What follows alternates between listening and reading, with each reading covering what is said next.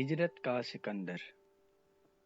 خالق کائنات کی بے پناہ اور لاتعداد عنایات میں سے ایک بہت بڑی عنایت یہ بھی ہے کہ اس نے ہمیں بھی اس کام کا حکم دیا جو کام وہ خود بھی کرتا ہے، یعنی کملی والے پر درود بھیجنا۔ ماضی کی کتاب کا مطالعہ کرتے ہوئے مجھے اپنے باپ کی کہی یہ بات یاد آئی تو میری پلکوں سے چھوتی ہوئی باد صبا کا دامن بھی تشکر سے نم ہو گیا۔ میری ذات کے ساتھ کئی المیے وابستہ ہیں۔ ہجر و فراق کے قافلے میں خاموشی سے چلتے ہوئے اونٹوں کے گلے میں بندھی گھنٹیوں کی آوازیں میرے اندر کے صحرا کو اور سوگوار کر دیتی ہیں۔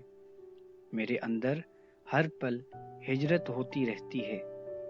قافلے والے مجھے سویا ہوا چھوڑ کر کہیں اگلی منزل کی طرف روانہ نہ ہو جائیں، یہ انجانا خوف مجھے نیند کی دیوی سے ملنے نہیں دیتا۔ شاید یہی وجہ ہے کہ میری آنکھوں میں کبھی سفید پروں والا خواب نہیں اترا اور نہ ہی کبھی سرسوں کی پیلی رت ان میں خیمہ زن ہوئی ہے۔ ہجرت کے اس آسیب سے بچنے کے لیے میں اپنی ماضی کی کتاب ہمیشہ اپنے زیر مطالعہ رکھتا ہوں۔ میرا باپ کہتا تھا، باپ کی ماضی کی کتاب اس کے بیٹے کی مستقبل کی کتاب ہوتی ہے، اس لیے ہر بیٹے کو اپنے باپ کی ماضی کی کتاب ضرور پڑھنی چاہیے۔ یہ ہجرت بھی بڑی ظالم چیز ہوتی ہے، انسان کو جیتے جی اندر سے مار ڈالتی ہے۔ مغل حکمرانوں نے شاید اسی خوف کے تحت لاشعوری طور پر سڑکوں اور عمارتوں کا جال بچھایا اور انتہائی مضبوط قلعے تعمیر کیے، مگر ہجرت کو ان کی یہ جسارت پسند نہ آئی اور سزا کے طور پر ہجرت کی دو منہ بولی بیٹیوں ویرانی اور عبرت نے مغل حکمرانوں کی مقبروں پر قبضہ کر لیا۔ پہلی بار جس روز میں لاہور میں مقبرہ جہانگیر دیکھنے گیا تو مجھے پتا چلا میں اور جنگل ایک ہی شہر میں رہتے ہیں۔ میں ابھی ماضی کی کتاب پڑھ ہی رہا تھا کہ میرا بیٹا عامر خوشی سے مسکراتا ہوا مجھ سے آ کر لپٹ گیا۔ اس کے ہاتھ میں MBBS کی ڈگری تھی۔ بابا مبارک ہو، آپ کا بیٹا بھی ڈاکٹر بن گیا۔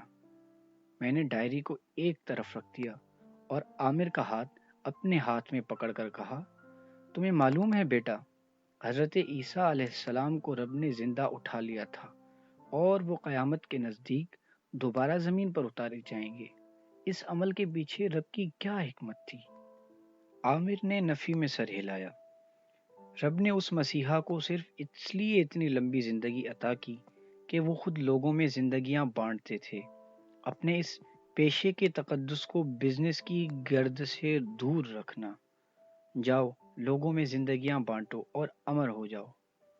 بابا ایک بات تو بتائیں، ڈاکٹروں کے بیٹے زیادہ تر ڈاکٹر ہی کیوں بنتے ہیں؟ عامر نے سوال کیا۔ بیٹا جب تمہاری طرح میں بھی ڈاکٹر بنا تھا تو میں نے بھی تمہارے دادا ابو سے یہی سوال کیا تھا۔ پھر دادا ابو نے کیا جواب دیا تھا؟ انہوں نے کہا، بیٹا باپ کی ماضی کی کتاب اس کے بیٹے کی مستقبل کی کتاب ہوتی ہے۔ اگر میں کہوں کہ دادا ابو کے اس فلسفے کو نہیں مانتا تو آپ کیا کہیں گے؟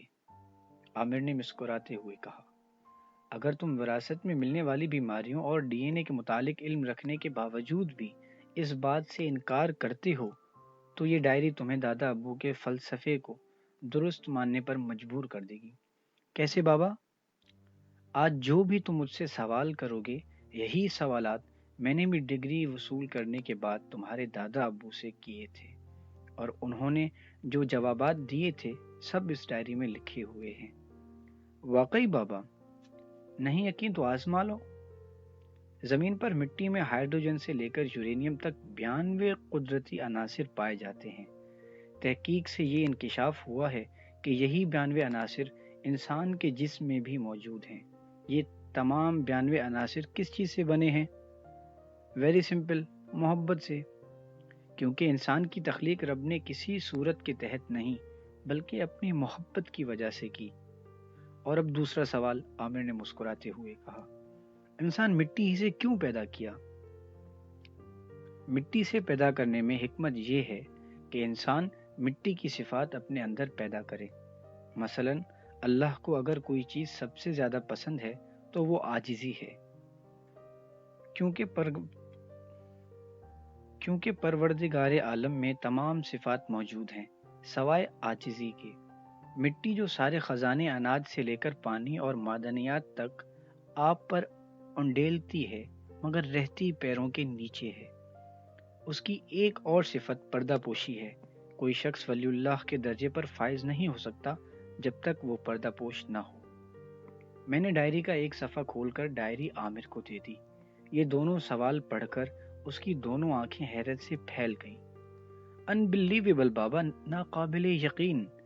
اچھا بابا، جو میں آپ سے تیسرا سوال کرنے والا ہوں، کیا وہ بھی اس ڈائری میں لکھا ہوا ہے؟ بالکل۔ مثلاً کیا؟ عامر نے پوچھا۔ یہی کہ زمانہ بدل گیا ہے، اب وقت پہلے جیسا نہیں رہا، پھر کیسے باپ کی ماضی کی کتاب اس کے بیٹے کی مستقبل کی کتاب ہو سکتی ہے؟ بابا مجھے یقین نہیں آ رہا، مجھے لگتا ہے جیسے آپ نے جادو سیکھ لیا ہے۔ اللہ کی قسم میں یہی سوال کرنے والا تھا، عامر نے حیرانی سے مسکراتے ہوئے کہا۔ نہیں بیٹا، یہ سوال بھی میری ماضی کی کتاب میں لکھا ہوا ہے۔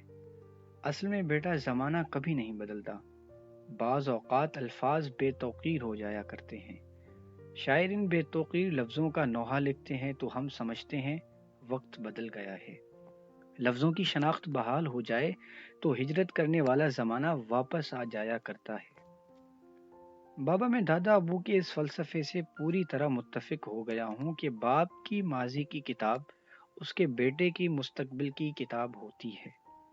بابا بچپن سے ایک سوال میرے ذہن میں ہے، یہ حضرت قائد اعظم علامہ اقبال، بابا عرفان الحق اور بانو آپا، یہ لوگ بڑے لوگ کیسے بنتے ہیں؟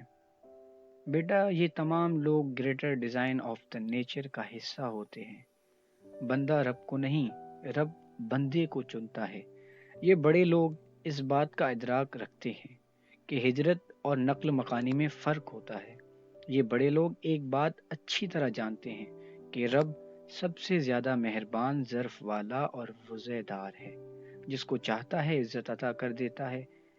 اس باپ کی طرح جو بھاری چیز اٹھاتے ہوئے اپنے کمسن بچے کا ہاتھ بھی لگوا لیتا ہے تاکہ بچہ یہ سوچ کر خوش ہو جائے کہ یہ سارا بوجھ اس نے اٹھایا تھا۔ بابا میں بھی ہجرت کرنا چاہتا ہوں، بابا میں سکندر بننا چاہتا ہوں، میں بھی پوری دنیا فتح کرنا چاہتا ہوں۔ بابا کیا آپ بھی سکندر بننا چاہتے تھے؟ عامر کے لہجے میں بڑی گہری سنجیدگی تھی۔ بیٹا سنو، امریکہ اور اس کے اتحادی جتنی رقم اور محنت دنیا کے گردن پر اپنا تسلط قائم کرنے پر لگا رہے ہیں، اس سے آدھی محنت اور دولت ان غریب ممالک کی بہبود اور ترقی پر خرچ کریں تو ان کے دلوں پر حکمرانی کر سکتے ہیں۔